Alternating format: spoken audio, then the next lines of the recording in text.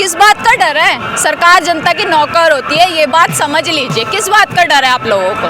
मुझे तो समझ में नहीं आता। पुलिस से डरती है लोग, पुलिस जनता की नौकर होती है, ठीक है। सरकार से डरते हो आप लोग, सरकार जनता की नौकर होती है, आप ही लोग बनाते हो। काड़ा राजा अंधी प्रजा वाला दौर चल रहा है। तो यही बात है कि मैं गलत सवाल का सही जवाब कैसे दूं? जब मान ही चुके हो मुझे गलत, तो मैं अपनी अच्छाई की सफाई कैसे दूं? एक छात्र हमारे साथ मौजूद हैं जंतर मंतर पे। उनके हाथ में बैनर है कि आपको राशन फ्री मिल सकता है लेकिन शिक्षा नहीं, क्योंकि उन्हें जिंदा मतदाता चाहिए, जागरूक मतदाता नहीं। क्या मतलब है इसका? ये लेके घूमने का रीज़न? देखिए, हमारे देश में जितनी भी पॉलिटिकल पार्टी आई अब से लेके मतलब आज़ादी से लेके अब तक, उन्होंने कई योजनाएं, मतलब कांग्रेस को देख लीजिए, स्टार्टिंग में कांग्रेस ही आई थी तो उन्होंने मिड डे मील योजना चलाई।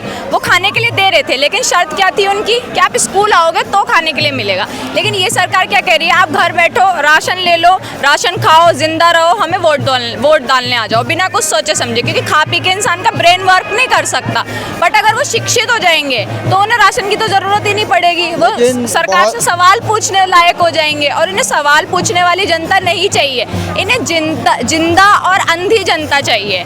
ये बिल्कुल जैसे आप देखोगे कि महाभारत में जो कौरवों की माता थी, माता गांधारी, बिल्कुल इन्हें वैसे ही चाहिए जो इनके किसी भी कुकर्म को देखे ना और शांत रहे। लेकिन बहुत से ऐसे लोग हैं जो आज भी फ्री राशन से बहुत खुश हैं।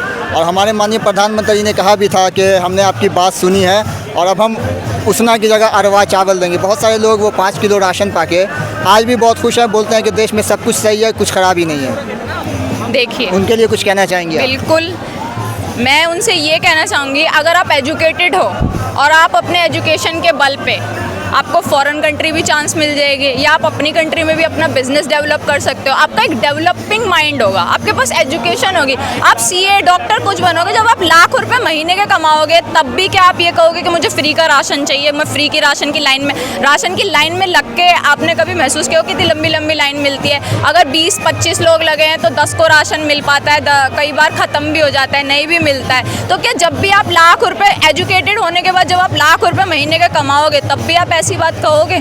आपको क्या लगता है कि मतलब सरकार वाकई में चाहती है कि जो लोग हैं उनको लाइन में लगवाओ और बाकी काम जो है वो दबा रह जाए? देखिए, मंदिर में भी लाइन में गरीब इंसान लगता है, अमीर तो वीआईपी एंट्री ले लेता है ना। हर चीज़ को क्या है, गरीब को इफेक्ट पड़ता है। सरकार को गरीबों से कोई फ़र्क नहीं पड़ता, इनको सिर्फ अमीरों से फ़र्क पड़ता है। हमेशा देखा गया है कि कोई भी प्रोटेस्ट होता है या अगर कुछ ऐसी निकल के आती हैं बातें, तो उसमें हमेशा आम जनता दिखती है सड़क पे। नेता के बेटा नज़र नहीं आते हैं, लेकिन नेता जो है आम जनता को भड़काने की पूरी कोशिश करते हैं। आपको लगता है कि ये सही है? नीट पेपर लीक हुआ, ठीक है। नीट पेपर में कौन से नेता का बेटा बैठा था नीट पेपर दे रहा हो? कौन से नेता का बेटा नीट पेपर दे रहा था? इन लोगों के खुद के बच्चे फॉरेन कंट्री में पढ़ रहे हैं, कोई ऑस्ट्रेलिया में, कोई लंदन में, कोई ऑक्सफोर्ड यूनिवर्सिटी से। इन लोगों के खुद के बच्चे तो भारत में पढ़ते ही नहीं है। सबसे गलत बात क्या है एजुकेशन सिस्टम में ना, सबको, जिसमें आम बच्चा पढ़ रहा है ना गरीब का, उसमें एक नेता के बच्चों को भी, जो शिक्षा मंत्री है ना, उसके बच्चों को उस शिक्षा व्यवस्था में पढ़ना चाहिए जो उसके माँ बाप ने, यानी उसके माँ बाप अच्छी शिक्षा व्यवस्था कंडक्ट कर ही नहीं रहे। वो जानते हैं कि हमारी शिक्षा व्यवस्था अच्छी नहीं है, इसलिए तो फॉरेन में पढ़ा रहे हैं। अगर उन्हें पता हो कि हम अच्छी शिक्षा व्यवस्था जनरेट कर रहे हैं, हमने अच्छी शिक्षा व्यवस्था की है, फिर वो अपने बच्चों को फॉरेन में क्यों पढ़ा रहे हैं? नहीं, सवाल ये भी तो खड़ा होता है कि जिस जनता ने वोट दिया, यहाँ पे बहुत सारे ऐसे भी लोग हैं जिन्होंने वोट किया है इस सरकार को, लेकिन आज वही सरकार उन लोगों की बात सुनने को एग्री नहीं है। क्या लगता है कि सरकार सिर्फ वोट लेने के वक्त जनता के पास आती है, उसके बाद लापता होती है? आपको एक चीज़ बताऊं, यही लोग आप रुकिए 2 मिनट, इस्तीफा तो देंगे धर्मेंद्र प्रधान जी, लेकिन जब इलेक्शन पास आएगा और यही लोग दोबारा इसी सरकार को वोट देंगे और जिताएंगे, क्योंकि ये अंधा राजा और वो काड़ा राजा अंधी प्रजा वाला दौर चल रहा है। तो यही बात है कि मैं गलत सवाल का सही जवाब कैसे दूं? जब मान ही चुके हो मुझे गलत, तो मैं अपनी अच्छाई की सफाई कैसे दूं? 3 हफ्ते से ज़्यादा का वक्त गुजर गया है, अभी तक सरकार के कानों तक जू नहीं रेंगी है और ना ही धर्मेंद्र प्रधान के इस्तीफे की कोई नोटिफिकेशन आई है। क्या लग रहा है कि सरकार को फ़र्क नहीं पड़ रहा है इस प्रोटेस्ट से?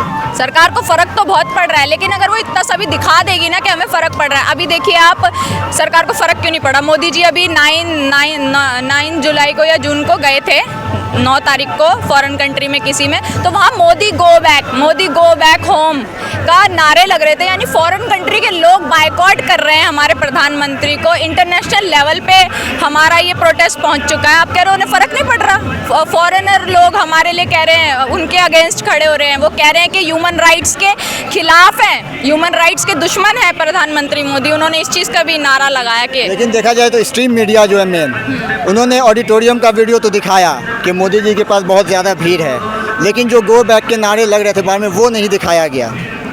वो तो बिकी हुई हैं, वो क्यों दिखाएंगी। आप और हम जैसे लोग दिखा रहे हैं सच्चाई, है ना।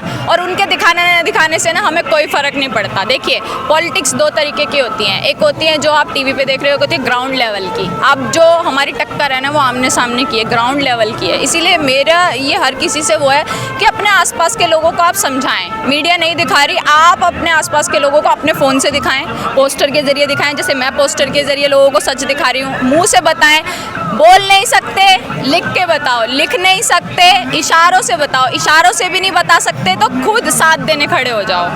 लेकिन बहुत सारे लोग आज भी हैं जो बोलना चाहते हैं लेकिन आकर नहीं बोलते हैं। उनको कहीं ना कहीं एक डर सताता है। क्या लगता है वाकई में सरकार ने डर पैदा कर दिया ऐसा? किस बात का डर है? सरकार जनता की नौकर होती है, ये बात समझ लीजिए। किस बात का डर है आप लोगों को?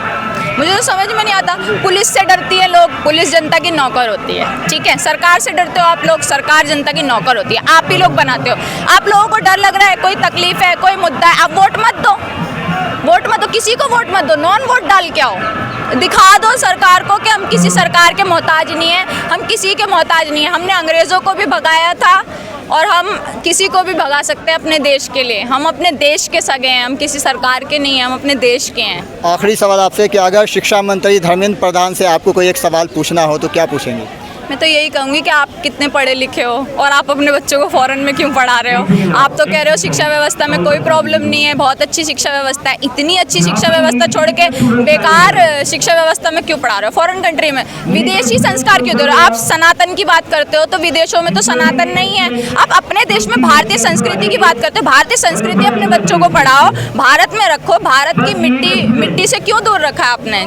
आप एक तरफ शिक्षा मंत्री और दूसरी तरफ आपके खुद के बच्चे फॉरेन में पढ़ रहे हैं। मेरा तो सबसे बड़ा सवाल यही है कि अपने बच्चों को बुलाओ और हमारे साथ पढ़ाओ आम स्टूडेंट्स की तरह। और सारी किताबें, जितनी भी देश की किताबें हैं ना, सब में CBSE होना चाहिए। एक किताब होगी तो प्राइवेट माफिया भी खत्म हो जाएगा। ये 2 बातें हैं कि शिक्षा मंत्री को जितनी भी, ये शिक्षा मंत्री कर सकते हैं। सारे पूरे देश में एक किताब, एक CBSE का कोर्स कर सकते हैं, ताकि ये प्राइवेट माफिया होते हैं, हर साल ये लोग कोर्स बदल देते हैं, फिर इनका कोर्स रद्दी में जाता है। शिक्षा मंत्री तो सुनने को तैयार नहीं है ना। जब वो छात्र के हित की बात हो रही है, उन्हीं के लिए प्रोटेस्ट हो रहा है, तब वो बात नहीं सुने तो आपको लगता है कि वो सिलेबस पे बात सुनेंगे? कोई बात नहीं, ऐसे बहरे शिक्षा मंत्री को जिताना ही क्यों है? जिसके पास कान नाक आँख मुँह हो हमारी बात सुनने के लिए, समझने के लिए, जवाब देने के लिए, हम तो उसे वोट देंगे। फिर हम भी वोट दे के दिखा देंगे। हम यंगस्टर को कम आंकने की ज़रूरत नहीं है। हम तुम्हें यहाँ बिठा सकते हैं ना आसमान की ऊंचाई पे, तो हम पाताल लोक में भी भेज सकते हैं। चलिए, बहुत धन्यवाद आपका।